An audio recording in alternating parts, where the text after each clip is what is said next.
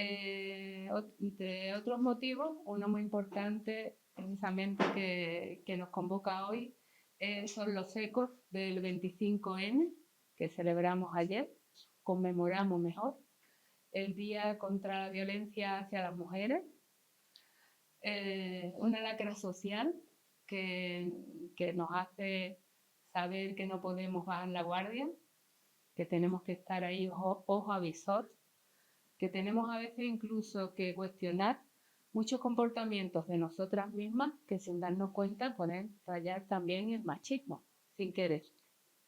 Y eso lo vamos aprendiendo. Pues mira, gracias a todas aquellas instituciones y personas que hacen y se mueven en la línea de sensibilizar a la sociedad. Es lo que va a hacer Maribel con su libro. Ella está investigando sobre una temática, el patronato, ya después lo desarrollaremos, y ahí es donde se me muestra que el sistema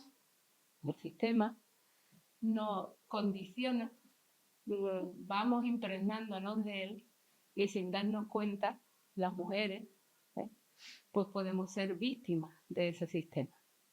Por suerte, hemos avanzado y evolucionado mucho y pues nos hemos quitado parte de esa lacra, pero todavía está. Son 38 mujeres las que han fallecido en lo que va de año. Son 3 niños por violencia vicaria. Son más de 500 denuncias por violencia de género. ¿Eso qué nos indica? En 2025, por lo que nos está indicando que eso está ahí, que de alguna manera el sistema, la sociedad y nosotros mismos a veces sin querer lo estamos alimentando. Y por lo tanto tenemos que estar pendientes, ¿no?, de lo que pasa. Ayer, por ejemplo, asistí a una conferencia interesantísima gracias a la Delegación de Bienestar Social e Igualdad, que tenemos aquí a nuestra delegada, Eva Gil, y fue súper interesante todos los aspectos, ¿verdad?, que se pusieron encima de la mesa, que te extraña a veces, ¿no? Decir, pues yo en esto no había pensado nunca, ¿no?, que podía ser un detonante o una muestra de que ahí hay cierto grado de violencia de género. Entonces, lo que decía, importantísimo, y agradecida, en este caso, por ejemplo, al Ayuntamiento y a Eva y a todo su equipo, por apostar por este tipo de conferencias que nos preparan más. Era muy bonito porque ahora mismo no recuerdo bien el título, pero venía a decir así: la violencia de género no es solamente una cuestión femenina o feminista, es una cuestión de humanidad, y eso es humanidad. Si estuviéramos más equilibrados, si no existieran esas lacras, todos seríamos más felices, seríamos más humanos, ¿no? El título, ¿verdad? Sí, yo me encantó, desde luego. Sí, y además de la conferencia, y así toda una conferencia, pues Ana Magallanes, porque era impresionante. Así que ya te digo que agradecidísima, y sobre todo también a Eva, que está en estos días muy ocupadísima y ha querido aquí también acompañarnos. Agradecer también a Multimedia, que gracias a su trabajo, pues estas charlas, esta presentación del libro de Maribel también, el recital de Manolo Baez, pues llega a un número de personas pues eso, más numeroso, y ese mensaje pues sigue en la onda y sigue llegando a más personas, que es de lo que además se trata. Así que bueno, pues damos paso, y yo me gustaría, no sé qué os parece, si hacemos un minuto de silencio por esas víctimas, ¿no?, que hoy también nos convocan aquí, ¿vale? Pues a partir de ahora hacemos un minuto de silencio.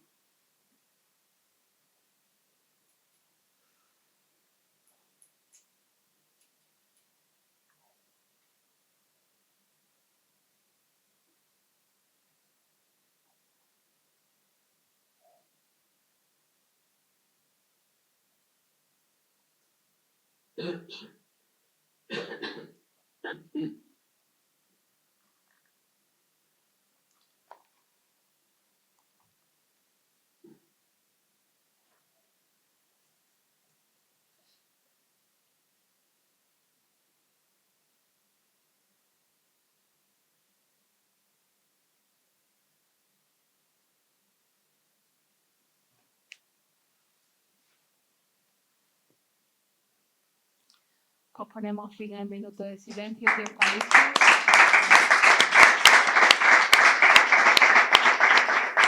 Este va por ella, por su familia, por sus hijos y por todas aquellas instituciones y personas que luchan por estar en contra de esta lacra, que ojalá, ¿no?, algún día no tengamos que celebrar el 25N ni el 8M, ¿no?, porque la humanidad se haya implantado precisamente entre los hombres y mujeres, sería lo suyo.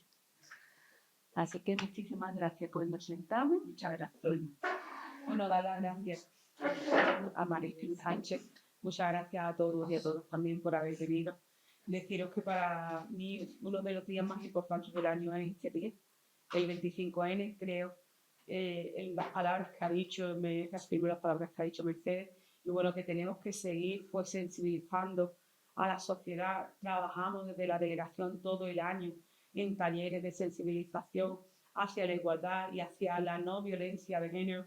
Tenemos ahí a la juventud que nosotros y vosotros tenéis que ayudar a que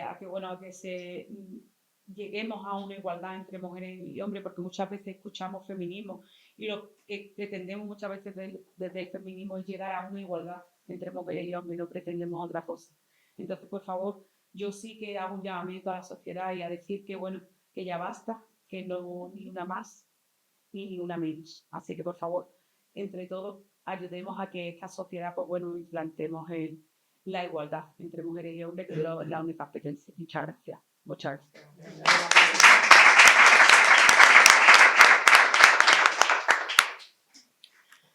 Bueno, pues mira, como introducción no podía dejar de observar que ahora mismo nos acompaña una exposición de Antonio Pérez Girón, que se presentó ahora más o menos un mes, y que es uno de los mejores escenarios si nos fijamos pues para lo que vamos a hablar, para el libro de Maribel. Es el San Roque de los 60. ¿Vale? En el San Roque de los 60 también estaba esa institución, ¿vale?, que da nombre al libro. Y bueno, pues con todo lo que implica aquellos tiempos y aquellos años y aquella concepción de todo, incluso de lo político, de lo religioso, de lo social, todo mezclado, y tanta injusticia como se cometía en aquel tiempo innecesariamente, y sobre todo hacia la mujer, ¿no? De eso se trata. Bueno, pues si queréis nos sentamos. Más cómodo. Eso es. Yo tengo que perdonarme, pero bueno, os acompaño un ratito, ¿vale? Muy bien. Siéntala que el poema. ¿Sí? Mira, podemos empezar con un poema que ha escrito Maribel y que nos va a leer Eva, ¿vale? Y nos va pues a introducir dolorosamente, efectivamente, en el momento, ¿vale? Para que lo llevemos a nosotros, a nuestra vida, y seamos cada vez más sensibles de que esto está ahí y pasa. Pues, con tu permiso, María. En un charco de sangre. Que no te alcen la voz, que no te silencie nadie. Que someter con yugos y golpes es cosa de hombre cobarde. Huye, huye lejos, donde su ira jamás pudiese alcanzarte. Huye sin mirar atrás y sin sentirte culpable. No escuches sus lloros ni súplicas, que su dolor no te engañe. El que de verdad te quiere no usa látigos para amarte, ni palos, ni puños, ni navajas, ni empujones, ni amenazas, ni insultos para dañarte. No ocultes tus moratones. No tienes de qué avergonzarte.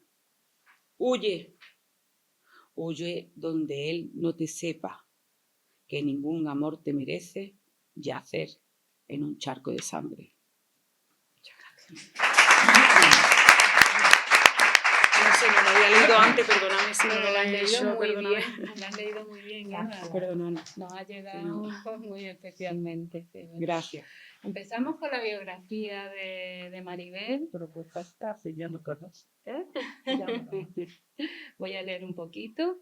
Como escritora y poeta ha participado en recitales, revistas, radio y televisión. Feria del Libro de Barcelona, quedó finalista en el Certamen Internacional de Denuncia Social, primer premio de relato. Ha colaborado en diferentes revistas y libros de antologías con poesía, relatos y artículos. Su primer libro fue Inquietudes, de poesía. Luego se atrevió con Alejandro y la pócima prodigiosa, de literatura infantil. Más tarde nos sorprendió con un libro, un premio internacional, Mi sombra y yo. Y en 2019 se lanzó con una novela basada en un hecho real, Una historia olvidada, que también se ha hecho un cortometraje. Súper interesante.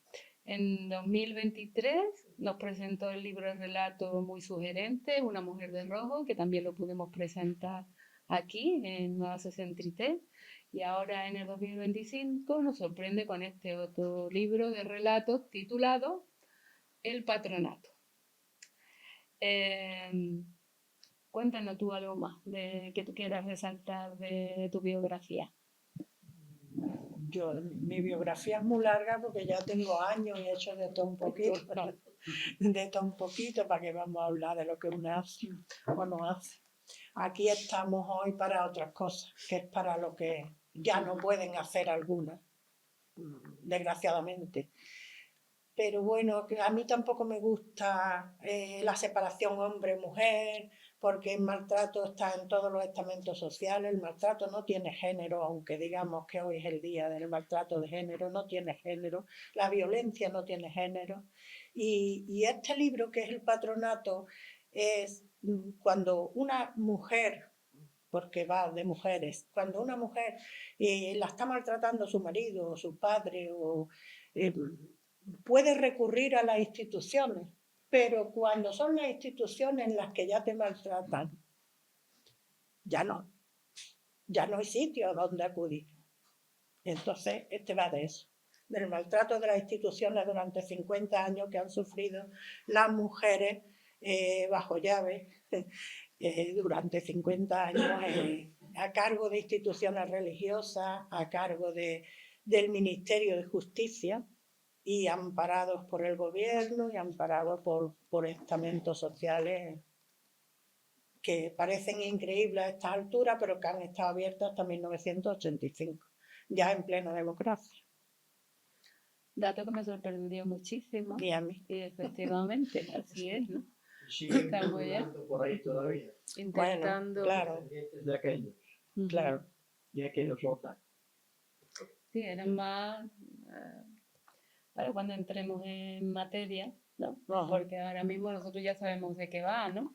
Eran instituciones, ¿cómo se podrían definir? Pues había gente que mandaban a sus hijas para que rehabilitarlas porque salían de noche o porque se quedaban embarazadas o porque fumaban o porque porque ya se han abierto los expedientes ya se han abierto, se han podido leer, ponía, porque sale con melenudos, porque se ha quedado embarazada, pues yo qué sé, por esas cosas. Entonces los metían en instituciones religiosas, pero no eran ellas, estaban bajo el Ministerio de Justicia.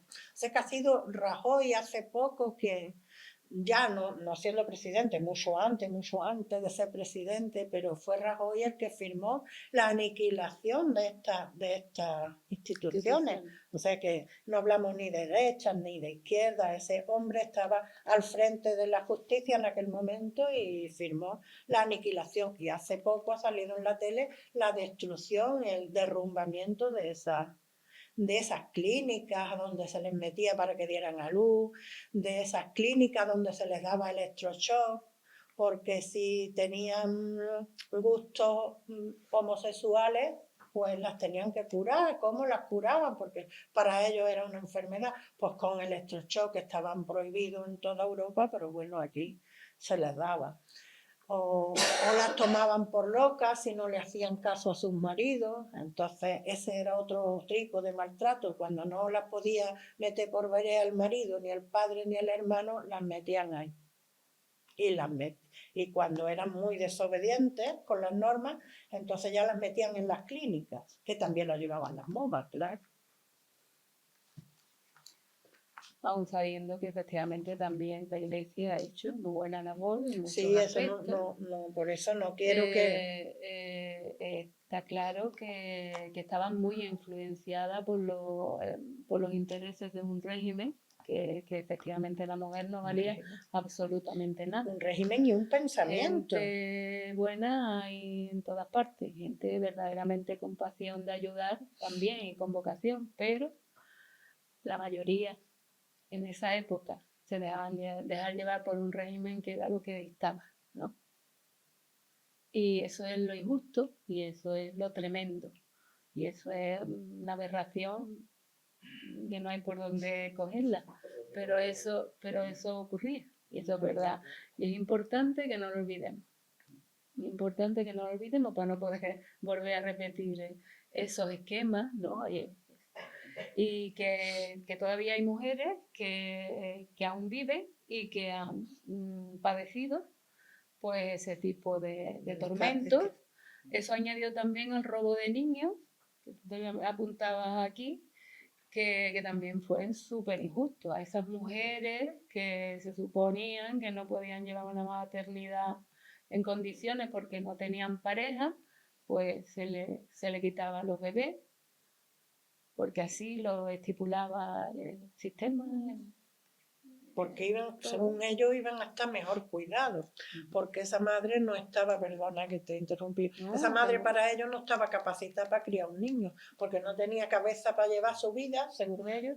Entonces, ¿cómo iba a tener cabeza para cuidar a un niño pequeño? Entonces, lo daban, lo vendían, lo adoptaban, desaparecían, le enseñaban niños muertos que tenían congelados así, ella creía que su niño estaba muerto y después han aparecido.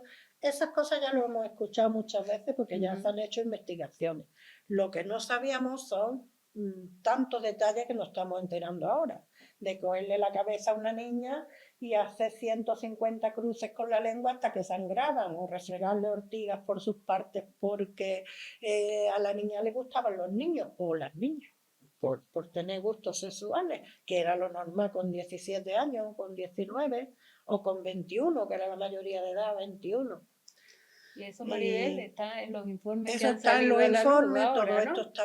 todo esto está basado en artículos periodísticos, están vivas muchas, está Paca, en uno de estos que lo voy a leer después, está Paca, que es muy famosa, y está otra mujer que ha escrito, que es escritora, y ha escrito Consuelo García del Cid, que ha escrito Las desterradas hijas de Eva, y ella está por toda España dando conferencias. Ella es una de las que escaparon. Hay muchas que escaparon, otras se quedaron por el camino. Y bueno, Podemos entrar en materia. Manolo, ¿qué te parece si nos ameniza algo? Y respiramos un poquito. Es verdad que en El todas amigo. las culturas del mundo la mujer ha sido sumisa. Sí. En todas. No Bueno, una sumisa cultura donde no la es una mujer elección, vamos a ver. haya tenido, La hacían sumisa. sea la religión que sea y sea como sea. Incluso en la mayoría de los animales ocurre. Es decir, ¿por qué? Esto es una cosa que por la que nacemos, porque aún todavía no lo entiendo yo. Por mucho que me hable, por mucho que me digan, por mucho que vean, es igual. La cosa se trata de concienciar a la sociedad. Tienen que pasar muchos siglos, le digo. Yo conocí hasta los años, si fue, a tener un poquito de razón, digamos con 10 años. Yo veía la vida de mi abuela, yo veía la vida de mi madre, no era una persona normal. Mi abuela sí salía a la calle a comprar pescado, y a mi abuela la portería, está bien. Y mi abuela me va atrás diciendo, ay, que quería, digamos, y se iba a la tienda porque ha tardado tanto, ¿dónde iba? Sí, sí. Esencial, mi madre, igual mi madre para ir a la feria, tenía que ir con los niños porque mi padre no podía salir de los niños, yo tampoco iba. Entonces, y seguimos más atrás, llegamos a... Y entonces en toda la cultura. Claro, Juan, pero tenemos que evolucionar, hay ¿verdad? que evolucionar. Tenemos que evolucionar e ir hacia una humanidad más justa, justicia social, igualdad. que hay que evolucionar. Y no es fácil. Y no, Seguramente que sí, la única forma de que se pueda hacer es haciendo pasos por esto como este. Ahí está, y conversando, y razonando, y dando ejemplo también, y dándonos cuenta, ¿no? La cosa está con poder tiene que basarse en tu persona, entonces sí, en el caso de ese tú no llevas a cabo, yo creo que Yo pienso que si hubiera más igualdad, la mujer se sintiera más libre para expresarse y para, no, y para también gestionar influye- el mundo desde su también visión. influye mucho que en el trabajo la mujer trabaja fuera de casa. Hoy día la mujer, hay mujeres periodistas, mujeres médicos, mujeres dentistas, mujeres de todo. Las mismas Hoy día la capacidades. mujer está muy integrada en la sociedad y esto es una cosa muy a favor en el cual tienen más derechos. Están ganando sus derechos porque trabajan. Hoy antiguamente una mujer se le quitaba el hijo porque no trabajaba, le llevaban tener los hijos, pues, no tenía ninguna. Hoy día un hombre no le puede quitar un hijo a su mujer por ley, porque yo trabajo y lo mantengo, no me hace falta el marido. Ya hay otra Era forma. muy difícil, hombre, tenía que Bueno, por eso estamos aquí, ¿no? Porque por ese sufrimiento que ha tenido la mujer a lo largo de la historia, y la historia reciente. Estamos hablando de tu abuela, de tu madre, de gente que conocemos, ¿no? Y cómo ha cambiado, menos va mal. cambiando, ¿Eh? gracias a Dios. Y si nosotros, las mujeres, pudiéramos ser, pues eso, más desarrollarnos como queremos, ¿eh? Seríamos más felices y la sociedad sería más sana y más feliz también. Yo no lo dudo, ¿vale? Pero eso llegará cuando tenga que llegar. Entre tanto, tenemos que ir dando pasitos, ¿no? La tenemos entre todos, claro. Mira que aquí tenemos un número de hombres importante. Eso es bueno. Eso es bueno. Si nos preguntamos la historia de muchos miles de años, entonces vamos a ponerlo en el año 2500 años antes de la era cristiana, que cuenta la Biblia de la mujer. Dice, más es una traducción que se hizo posiblemente intencional. Dice que Dios es bueno, pero hombre se solo. Y me da la compañera. Se duerme el Señor Lama, significa tierra, y a su lado aparece la Biblia de su costado, no forma de pene. Cuando realidad la traducción no es esa, no es de su costado, sino al costado. Y esa fue una traducción intencionada. Al costado no es lo mismo que de su costado. Claro. De hecho, en todos los estudios, en toda la documentación histórica que existe sobre la formación de las distintas partes de la Biblia, de la Biblia hebrea, no hablo de los evangelios, que también se puede realizar. El papel de la mujer es un papel preponderante. Tenía una fortaleza en la vida social increíble. ¿Por qué? Porque se reconocía en aquellos estamentos más cultos que era capaz de hacer una cosa que el hombre no podía hacer jamás, que es dar pluralidad.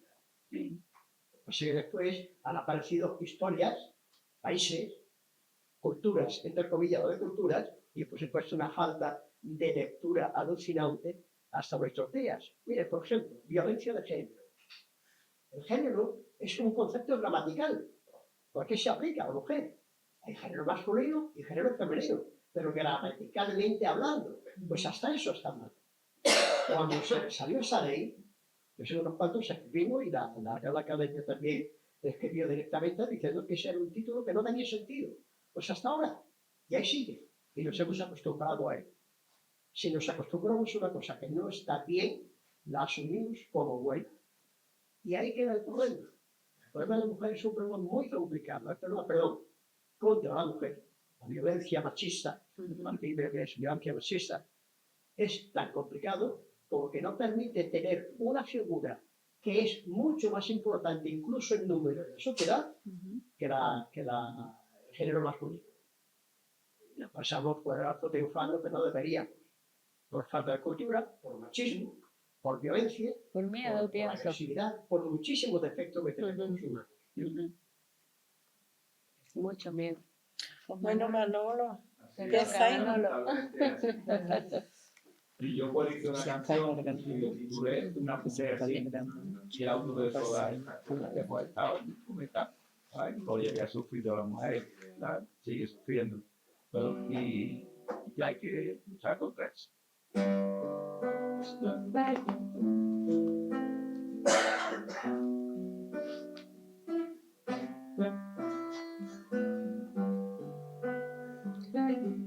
Ya se lee directamente el patronato, ya está en pasado. Atrapada en la oscuridad,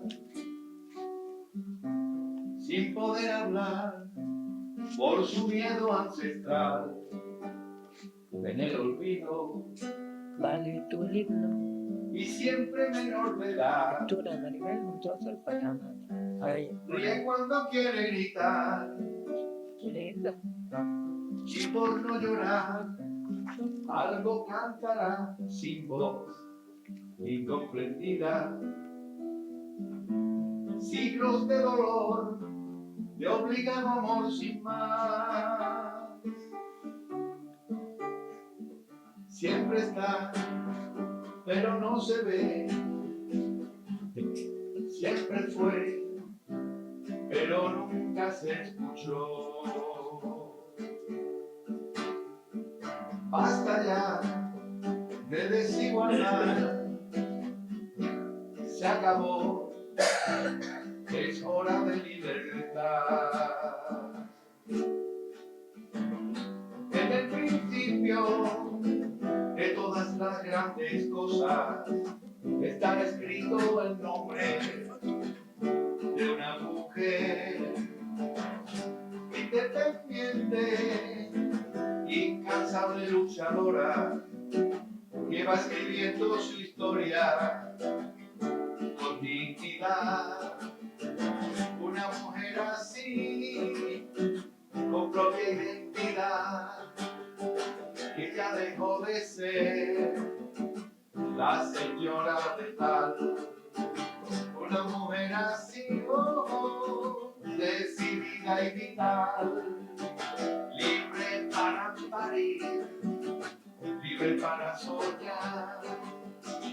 Una mujer así, nacida en igualdad, que no debe sufrir maltrato nunca más. Una mujer así, oh, sin mirar hacia atrás, libre para sentir, libre para cantar. Una mujer así.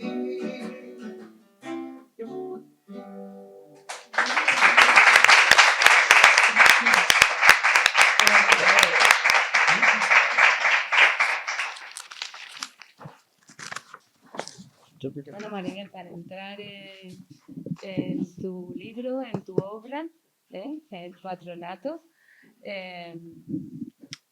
¿cómo decirte? ¿No? Lo estamos viendo, ¿no? Que la realidad supera a la ficción, ¿no? ¿Cómo entrelaza eso en tu relato? ¿De qué fuente bebes? ¿Y cómo lo llevas y lo traes hasta nosotros para crear conciencia? La realidad, por supuesto, supera la ficción. Ha habido que esconder algunas cosas, no se ha podido contar todo, igual que en muchos otros de mis libros. Cuando escribo la realidad la tengo que enmascarar un poquito porque a veces es tan dura que es difícil de digerir. Y hay que meterle un poquito de intriga o hay que meterle un poquito de humor, hay que meterle un poquito para que el lector por lo menos se interese por la lectura, porque cuando se pone algo tan duro y tan triste y tan desgarrador, el lector se hunde y no quiere seguir leyendo. Entonces, para concienciar hay que poner pizquitas de cosas que le piquen la curiosidad al lector. Y este libro va de eso, tiene 31 relatos, entre ellos va algunos de estos temas, pero hay otros, por ejemplo, que después nos va a leer Manolo, que es de policía y de asesinato, no nos metió en novela negra, ya en el género negro, o nos va a leer Juan Carlos Muñoz de Amor, o ella nos va a leer de las escuelas de aquel entonces, de cuando el cara al sol, todo eso. Y bueno, hay de todos los temas, hay 30 temas diferentes. Y la portada, la verdad que llama mucho la atención, gusta, atrae. La portada está ¿Y el título? ¿Qué nos dice El de título, ambas cosas?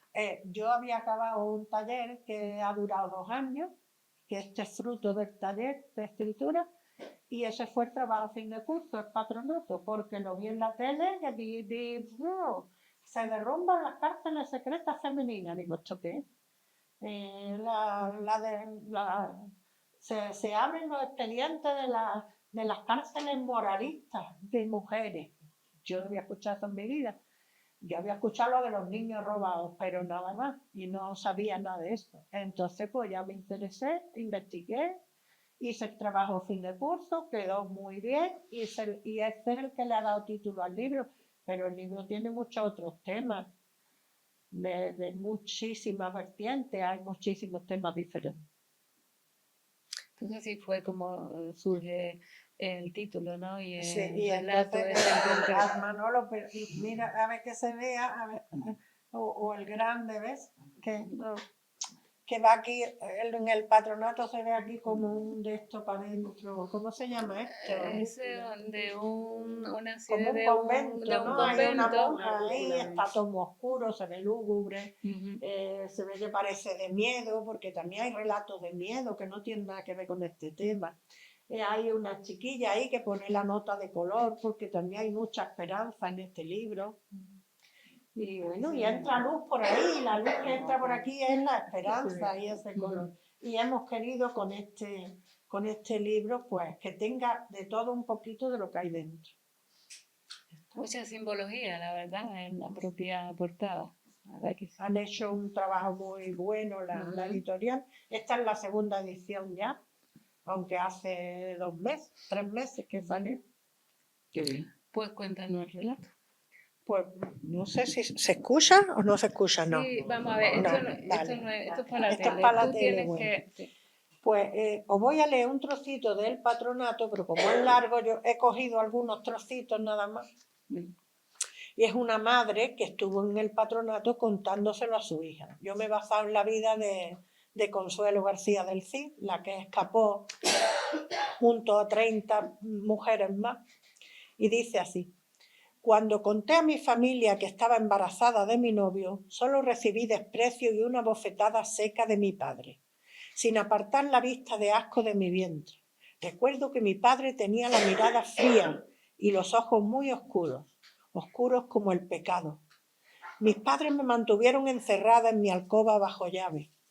Un día muy temprano entraron mi padre y el médico, que era del Opus Dei, me dijeron que iban a ponerme una vacuna y yo los creí. ¿Y qué pasó, mamá?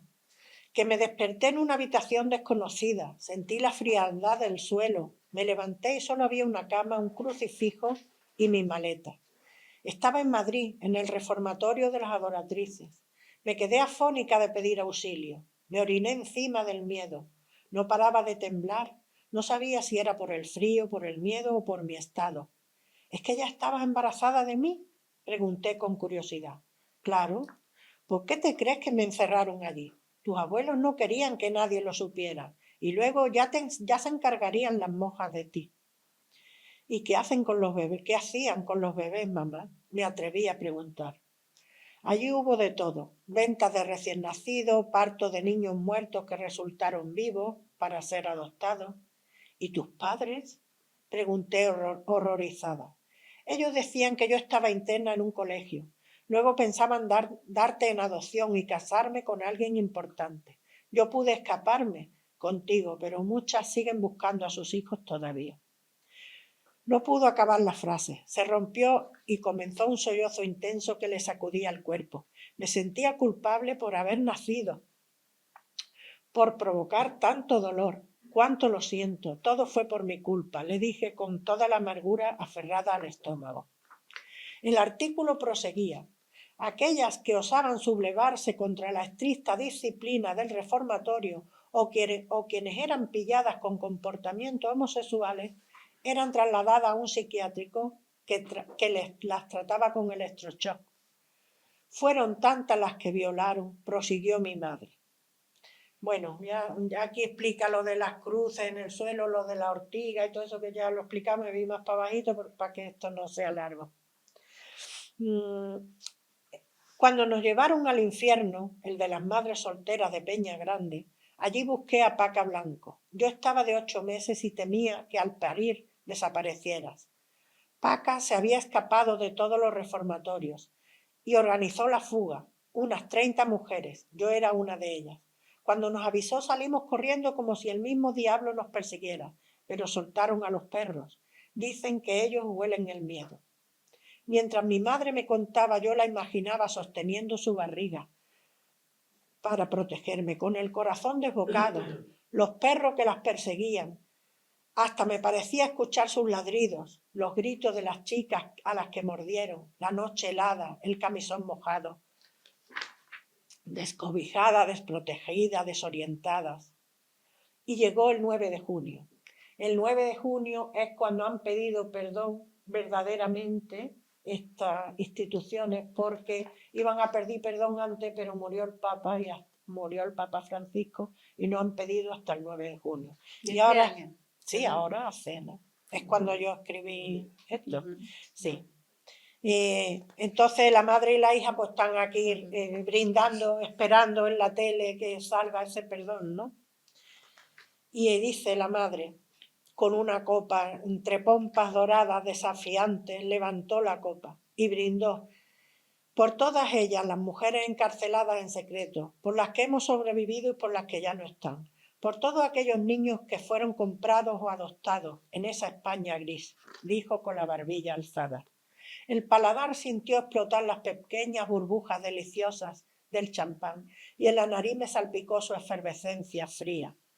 Hoy, después de escuchar ese perdón de las religiosas, ese arrepentimiento tan esperado, lo celebramos con el anhelo de dar esperanza a las madres que aún buscan incansable a sus bebés, y en especial para denunciar el trato salvaje al que fueron sometidas aquellas chiquillas en nombre de Dios. Esto es un trocito para que más o menos tengáis idea de qué va ese relato, ¿no? Entonces, Maribel, ¿todo gira alrededor de esa época y de estos temas? No hay de épocas actuales, hay del amor homosexual, hay de la gente que se conocen por internet, hay cosas muy actuales, no tiene nada que ver.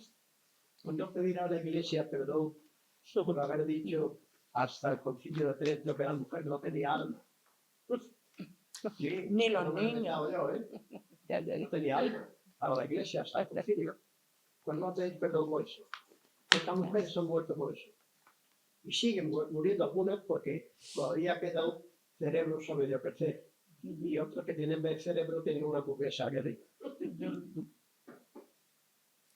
Por eso, en ese aspecto, siempre se ha dicho que la iglesia hemos topado, ¿no? Sí. Bueno, pero yo también quiero romper una lanza por todos aquellos que están haciendo la gran labor que están en África, por todo el mundo entero, religiosas y religiosos y seglares. Sí.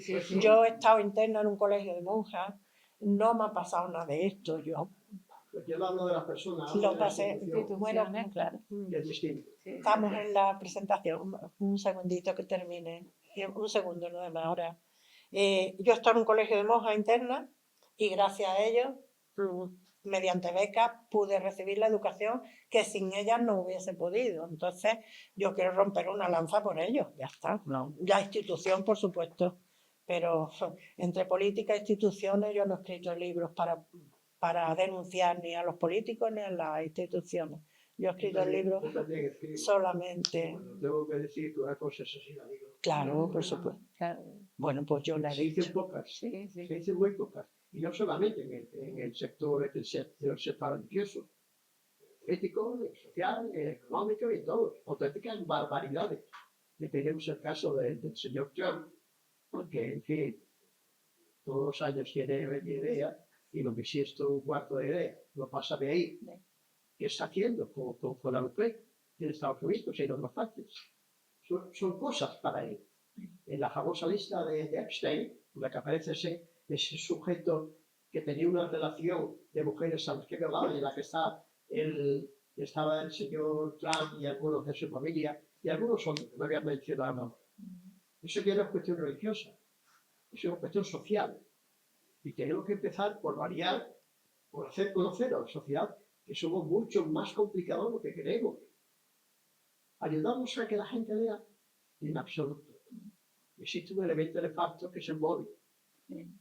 Pues las instituciones públicas pueden y deben hacer muchas cosas festivas, si se quiere, pero eso debiera ser primordial. Porque el futuro, yo ya tengo muchos años, el futuro de nuestros hijos y de nuestros nietos, que va a ocurrir. Pues, Pantallas. Pues dime. ¿Seguimos mira, con alguna lectura? Lee tú bueno, tu ¿te lectura. apetece, Leo. ¿Es bueno o lo que te toque? Léela de Prometo estar callado, ¿eh?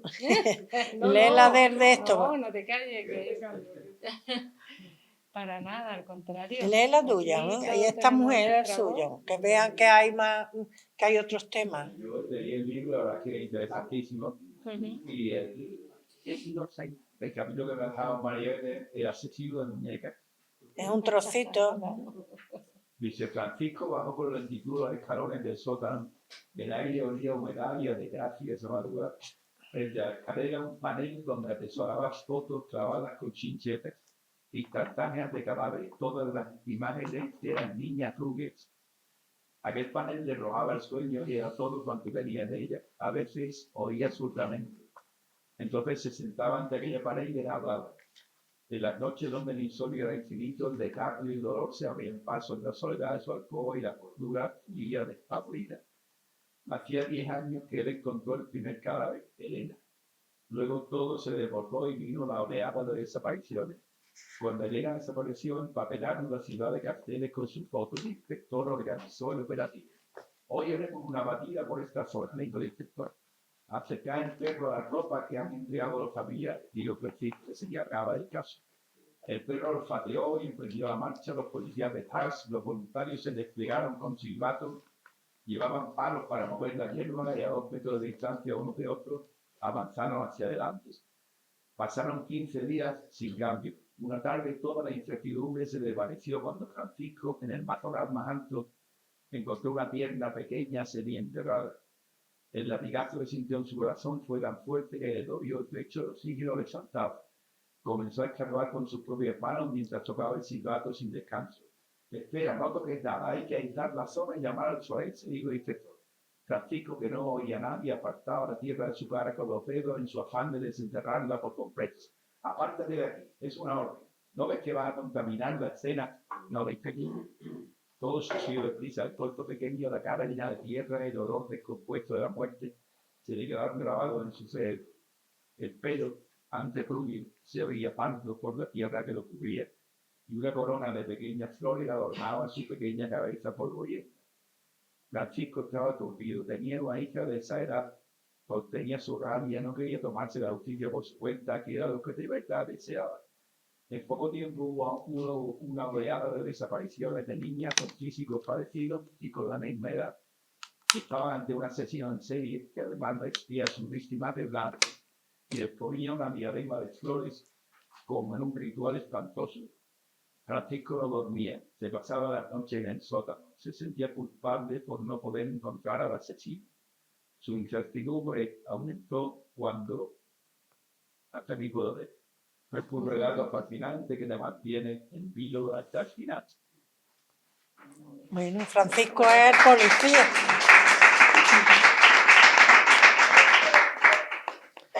Francisco es un policía obsesionado porque no encontraba al asesino. Te pregunto, sé que en los numerosos relatos que contiene el patronato hay temáticas relativas al sexo, al erotismo. ¿Cómo lo haces para no caer en lo pornográfico? Escribir sobre sexo es muy difícil, por lo menos para mí, porque para lo que es apropiado para mí, para otra persona no lo es, o lo que para mí está bien, para otra persona es excesivo. Pero pasa con todos los temas, hay que tener mucho cuidado. En el libro este pone que puede herir la sensibilidad, porque hay relatos muy fuertes, no de sexo, de todo, y en el sexo hay que tener el cuidadito de que menos es más, ¿no? Como se dice, que mostrar en vez de enseñar, y hablar con mucho respeto cuando es el narrador el que habla. Cuando el personaje habla, da igual, porque el personaje puede ser muy guarro, muy exagerado, o muy... El personaje es el personaje y tiene que hablar como él es. Pero el que narra tiene que tener el cuidadito de bordear y de no pasarse. Porque queda pornográfico, no queda erótico, queda feo. Escribir, copiarse, dando. Ya ahí se tira, y se iba tirando. Pues léenos tú el Pues himno, mira, ¿no? Bueno, te iba a preguntar también por esa inquietud que tienes tú sobre temas sociales, ¿eh? Temas reales. ¿Cómo lo haces para llegar al público? Porque siempre todo lo que gira alrededor de tus obras está muy relacionado con temas candentes de la sociedad, temas que nos inquietan. ¿Cómo vas Pues, tirando? yo voy tocando de temas sociales porque creo que es mi deber como escritora social. Yo ya tuve un premio por denuncia social y creo que es mi deber como escritora social escribir aquello que es injusto, aquello pues que dejan sobre la mesa cosas injustas. Pues es necesario que haya escritores con esa sensibilidad y escritoras, en tu caso. Que nos lea un poquito del himno del Cara al Sol con la camisa himno nueva. No lo tengo aquí. Yo lo tengo. Hoy te lo iba a leer. Yo te lo di para leerlo tú, ¿no? ¿Quieres que lo lea? No lo leo. Aquí. Es que lo iba a leer en la noche. Y eso te va a decir. Hasta dónde llega. Ahí. O lo leen ahora, si no, eso es lo que tuviera. Bueno, leemos medio. Venga, empezamos. Pues leo un relato titulado El himno, ¿no? Un trocito. Todos preparados para el himno. Resonó una voz potente por megafonía. Una vez finalizado el cara al sol, solo se oía el ruido de los zapatos sobre el cemento. Cuando Ana salió por primera vez a la pizarra, le temblaba todo el cuerpo. Don Alonso no se separaba de la quintamanía, su inseparable regla de madera. Con ella daba palmetazos en las manos cada vez que las respuestas no eran correctas. Ana Collado, dibújame un rombo. La niña avanzó nerviosa, cogió la tiza con las manos sudorosas. El miedo la paralizó. Estiró el brazo e hizo el amago. Por fin Ana se decidió y dibujó un triángulo. ¿Eso es un rombo? Pon la palma de la mano. Se oyó un fuerte plas y Ana respingó dolorida. Venga, otra vez. Al próximo error va en la cara. Ana, temblorosa, volvió a subir su mano para dibujar un cuadrado. El maestro, iracundo, le dio una bofetada que resonó en su pequeña cabeza. Todo le daba vueltas. Escuchó reír a las niñas. Un líquido caliente recogió sus piernas. Al llegar a su asiento, escuchó a sus compañeras mofarse. ¡Meona, meona!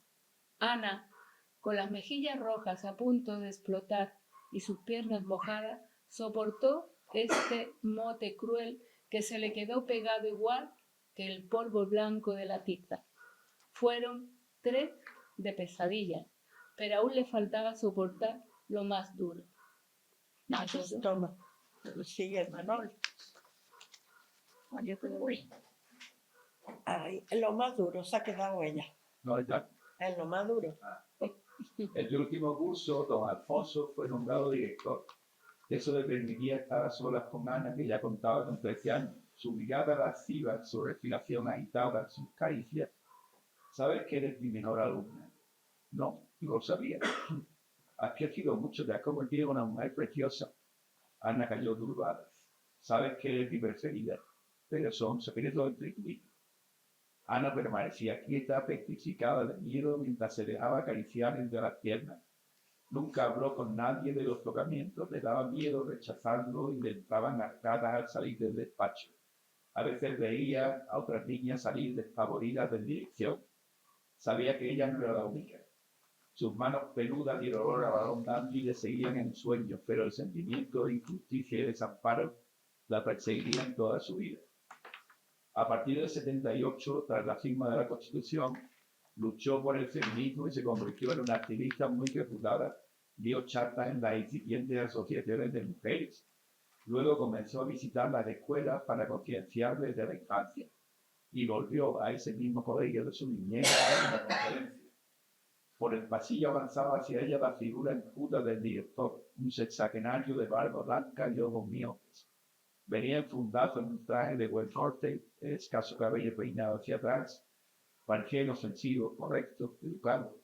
Sin embargo, el estrecharle la mano le dio un vuelco de corazón al imaginarla sobre cuerpos de adolescentes de tantas niñas como ella, niñas calladas, manoseadas, humilladas.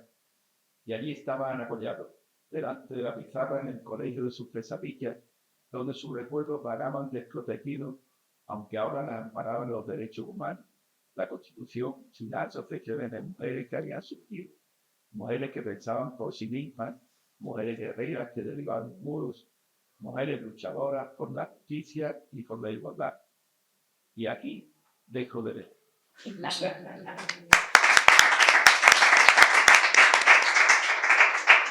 No sé qué más triste de la vida. Tengo que decir la buena El señor obispo de Cádiz, que no había por favor. y las vidas. Eso ya es para morir, para morir. Qué fuerte. Bueno. Tenemos quería- también, bueno, estos son, por ejemplo, hay algunos que, hay uno que es el primero, que se llama Sopita del Puchero, que es de un campo donde yo me he criado, y que venían cuadrillas de gente a coger algodón de la línea, iban allí, se tiraban allí el tiempo de la temporada de algodón, y allí pues no había médicos, ni entonces se acostumbraba a ir a los hospitales tantos, y me acuerdo que la sopita del puchero era curativa, como decía mi madre, esto levanta a los muertos, pues. Ese es uno. Hay otro que se llama Mi platero y yo, que es un relato de pasión entre una viuda y un hombre de color. Hay uno que se llama Cementerio de Sueños, que es de los incendios forestales. Un cuento sin nada, es de humor, es muy gracioso. El Solo por Hoy, que es de un alcohólico que se está rehabilitando, el Solo por Hoy es muy famoso, es el tema de los 12 pasos del alcohólico. El Coraje es del bullying escolar y del acoso laboral.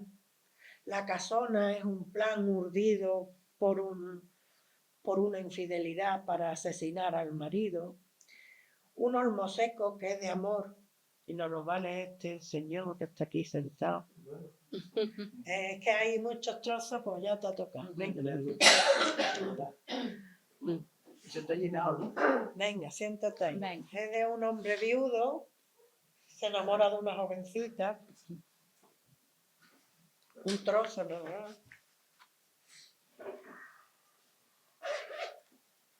Si yo te lo he puesto con letras grandes. No importa, pero me va bien, me va mejor con mi casa pequeño.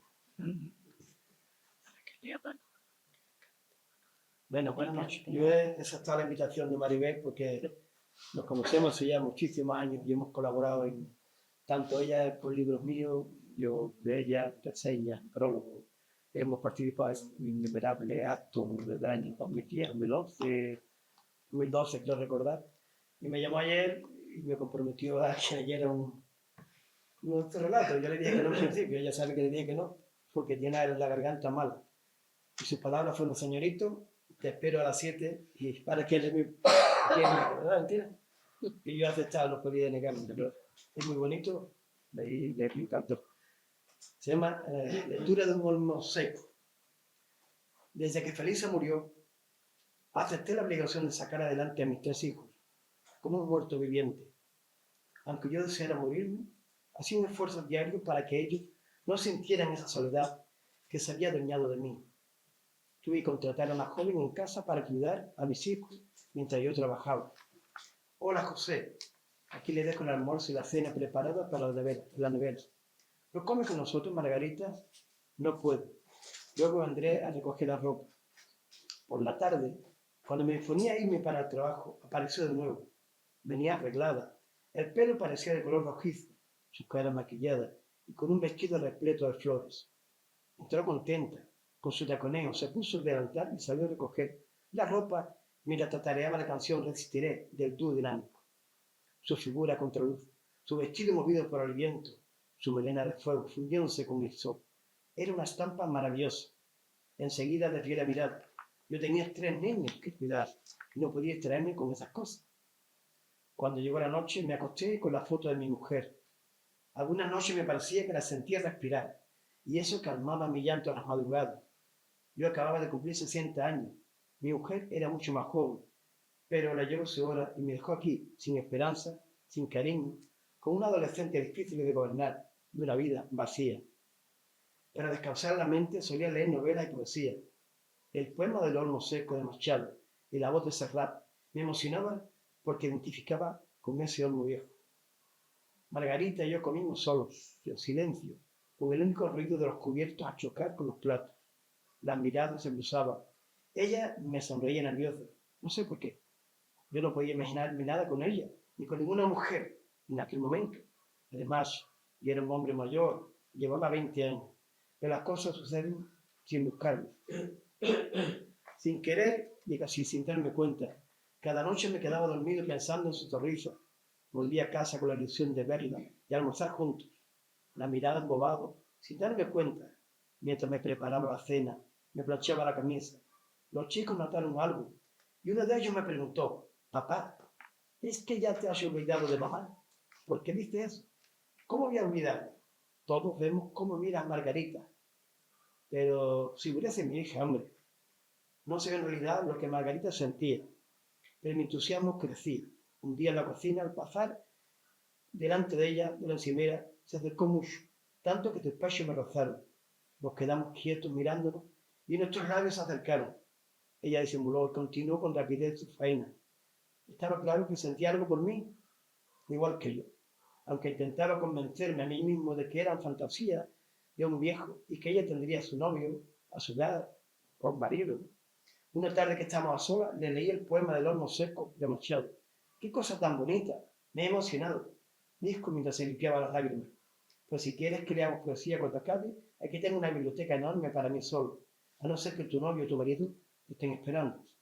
No tengo a nadie, José, y me encantaría echar un rato de lectura o de charla.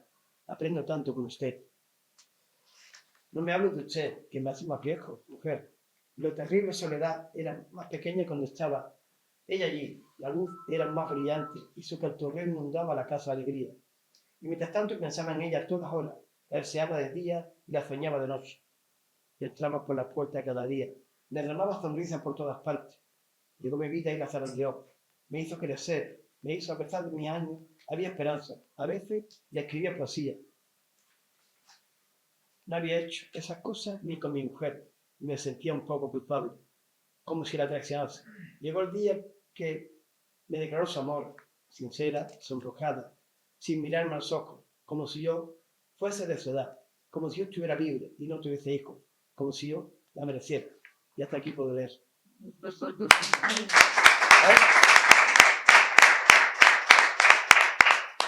Muy bien. Manolo, canta un poquito.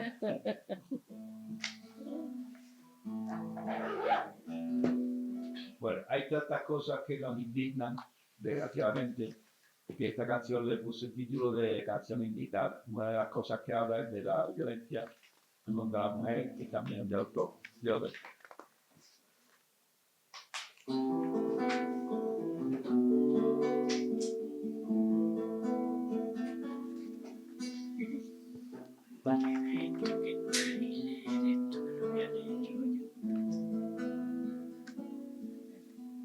En las páginas del libro que nunca escribí, contaría tantas cosas.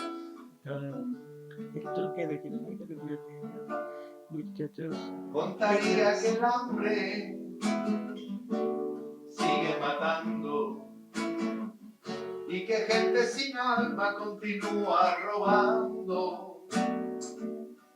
los sueños del que aún se atreve a soñar.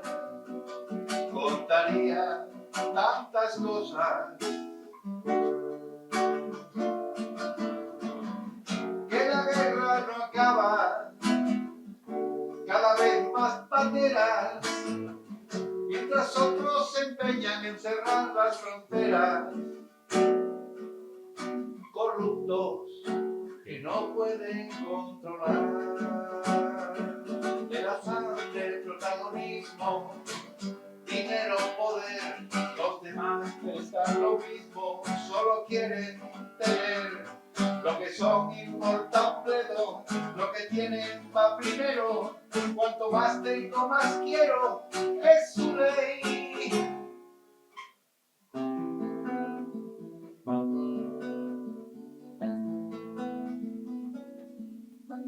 En las páginas del libro que nunca escribí, contaría tantas cosas.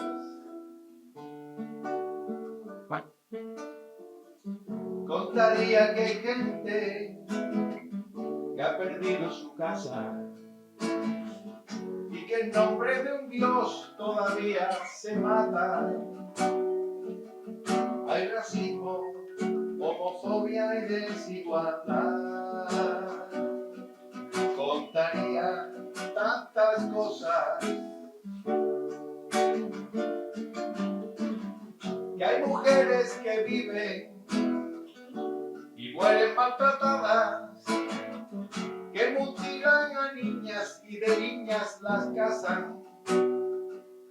Esos vivos que no pueden controlar el afán del protagonismo, dinero, poder, los demás están lo mismo, solo quieren tener lo que son importantes, lo que tienen va primero, cuanto más tengo más quiero, es su ley.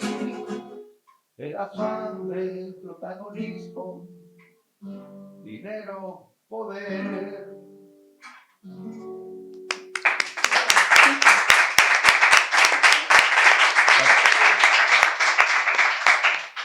No se puede decir, bueno, Manolo, Ya ha salido aquí. ese libro que no quiere escribir, ¿verdad?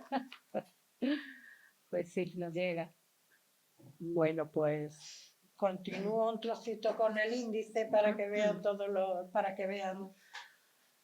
temas, ¿no? Por ejemplo, el cuento de la princesa es un relato muy fuerte de una violación. Es un tostón terrorífico y el espejo es de terror. El faro es de crecimiento personal, yo creo que se está tocando muchos temas. El ministro es del maltrato hacia un niño superdotado, una historia real. Entre las cañas y el barro es una historia real, también ha ocurrido en mi pueblo, de un asesinato también. Y también se ha tocado el género policíaco, el de amor. Yo creo que ya queda poquito. Aquí tengo uno que se llama No somos ni Romeo ni Julieta, y es muy actual porque es de dos personas que se conocen por internet. Es un trocito y dice así: Luis había perdido el interés por conocer nuevas chicas desde su último descalabro amoroso. Su amigo Carlos se empeñó en que saliera de ese retiro voluntario y lo registró en una página de contacto. Puso su foto, nombre, profesión y gustos. Voy a coger este que es más grande. Pronto comenzó a recibir corazones rojos. Picaba dentro y se le desplegaban unas fotos de mujeres guapísimas. Una, sin previo aviso, le puso fotos de su cuerpo desnudo. ¿Te gusta lo que ves? La verdad es que sí, pero me he puesto nervioso. Eres novato, qué morbo. Sí, soy nuevo. ¡Guau! Carne fresca. A Luis le escandalizó un poco esta forma nueva de ligar. Le llamó la atención otra chica con quien sí cogió confianza, Julieta. Se convirtió en su confidente. No se atrevía a pedirle fotos. Podría pensar que era un depravado. A veces la duda lo embargaba. Hay tanto engaño. ¿Y si es una broma del trabajo? La gente pone fotos falsas y yo como un tonto puse la mía. Julieta, no paro de pensar en ti y me gustaría conocerte en persona. Bueno, la verdad es que a mí también me pasa lo mismo, pero tengo miedo. Solo te he pedido tomar un café. Hay algo que no te he contado, y ese es mi pequeño secreto. Luis no le dio importancia. Las noches se alargaban pensando en ella. Tan solo verla conectada le daba un vuelco el corazón. Nunca se pudo imaginar estar así de enamorado sin conocerla. Él le dijo que no le importaba el secreto que tuviera, que incluso si su físico no era el de la foto, porque se había enamorado de su interior. Al fin quedaron en una cafetería. Luis se sentó a esperarla. Las piernas comenzaron a temblarle. Nervioso, miró en todas direcciones. ¿Qué es lo que teme contarme? Quizás esté casada. Estuvo a punto de levantarse cuando un joven entró y se acercó y se presentó ante él. Hola, ¿eres Luis? Me envía Julieta. Bueno, me podía haber avisado con un WhatsApp para decirme que no venía, dijo contrariado. Veo que no me reconoces. Trabajo en tu empresa. Ah, perdona, es que estoy muy nervioso. Esto es que es una broma de los compañeros, ¿verdad? No, no es ninguna broma. Entonces, ¿Julieta existe? Tras un silencio eterno, ese hombre lo miró y le tomó la mano con tristeza. Yo soy Julieta, o Julio. Ese es mi secreto. Luis escapó de su mano con un respingo. ¿Qué broma es esta? Preguntó tajante en tono irritado. Te juro que todo lo que hemos hablado es verdad. Todos mis sentimientos hacia ti son sinceros. Lo único que te oculté fue mi sexo. ¿Te parece poco? Es que tú dijiste que no te importaba mi físico. Pero eres un hombre, por Dios. Solo sé que te sueño de noche. ¿Qué más quisiera yo que ser Julieta para ti? Julio se levantó con lágrimas en los ojos y le rozó la mejilla, a modo de despedida.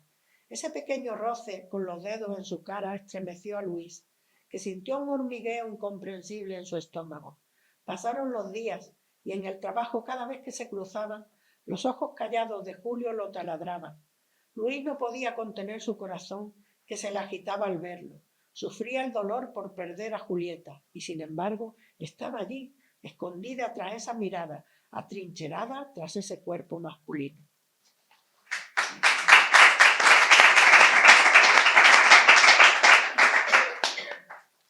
Bueno, Manuelito, si quiere despedirnos, ¿no? La verdad.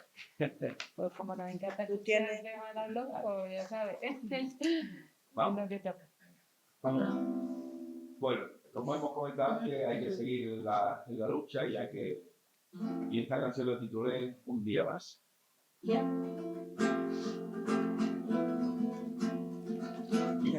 porque se nos alarga.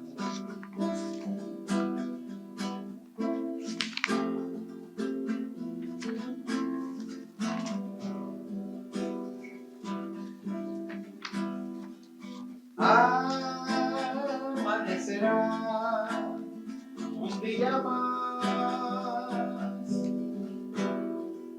nada cambiará, pero voy a continuar, siendo fiel a lo que pienso, defendiendo lo correcto sin ceder a la presión.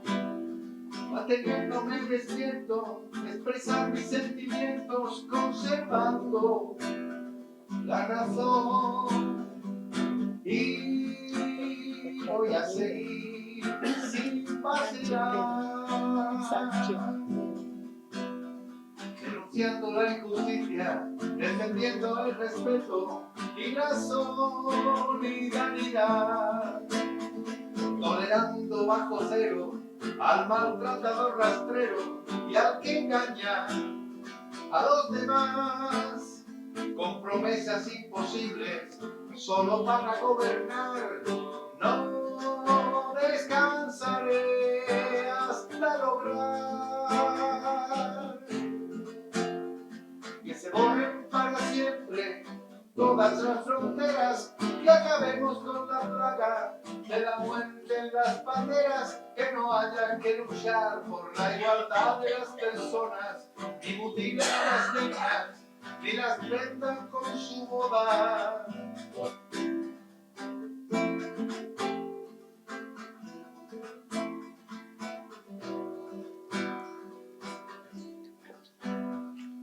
Qué difícil es continuar. Tengo que seguir un día más, aprendiendo del ejemplo de los que rompen su pecho, ayudando a los demás, reclamando el derecho de los que duermen sin techo a vivir con dignidad, protegiendo el medio ambiente, desplastificando el mar, intentando desterrar a piratas y corsarios, y sintiéndome orgulloso de que se abran los armarios. No me rendiré jamás, porque me sobran las ganas, aunque todo siga igual cuando amanezca mañana. Qué bonito. Qué bonito. Un día más. Qué bonito.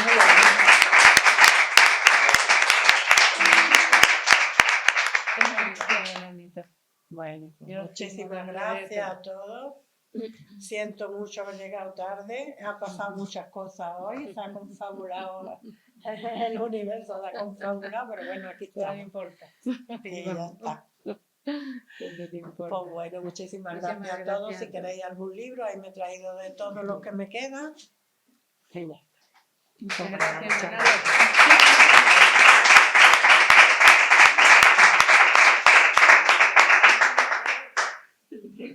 Perfecto. Gracias.